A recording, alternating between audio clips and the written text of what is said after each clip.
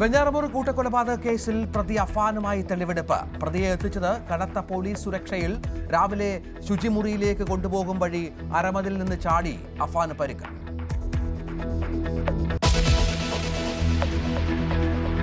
CPM സംസ്ഥാന സമ്മേളനത്തിൽ MV ഗോവിന്ദന്റെ രൂക്ഷ വിമർശനം. സ്ഥാനമാനങ്ങളെല്ലാം കണ്ണൂരുകാർക്കെന്ന് പത്തനംതിട്ട ജില്ലാ കമ്മിറ്റി അംഗം PB ഹർഷകുമാർ.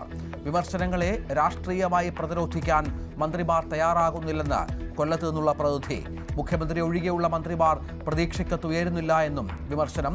ആശാസമരം നടക്കുമ്പോൾ PSC അംഗങ്ങളുടെ ശമ്പളം പരിഷ്കരിച്ചതിനെതിരെയും പ്രതിനിധികൾ.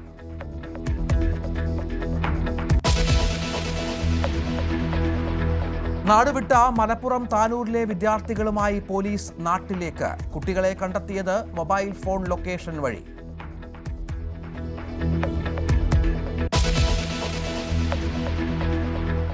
മലപ്പുറത്ത് സ്വകാര്യ ബസ് ജീവനക്കാരുടെ മർദ്ദനം. ഓട്ടോ ഡ്രൈവർ കുഴഞ്ഞു വീണു മരിച്ചു. 3 ബസ് ജീവനക്കാർ കസ്റ്റഡിയിൽ.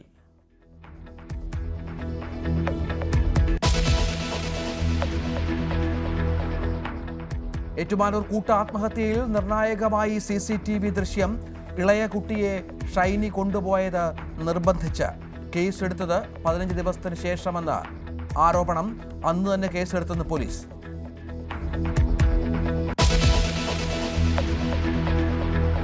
രാജ്യത്ത് സ്ത്രീകൾ സുരക്ഷിതരോ എന്ന് പരിശോധിച്ച് News 18 സർവേ. നഗരങ്ങളിൽ സുരക്ഷിതരമെന്ന് 82% സ്ത്രീകളും. രാത്രി യാത്ര ആശങ്കയുണ്ടാക്കുന്ന കാര്യമെന്നും അഭിപ്രായം. സർവേ നടത്തിയത് തിരുവനന്തപുരം അടക്കമുള്ള 20 നഗരങ്ങളിൽ.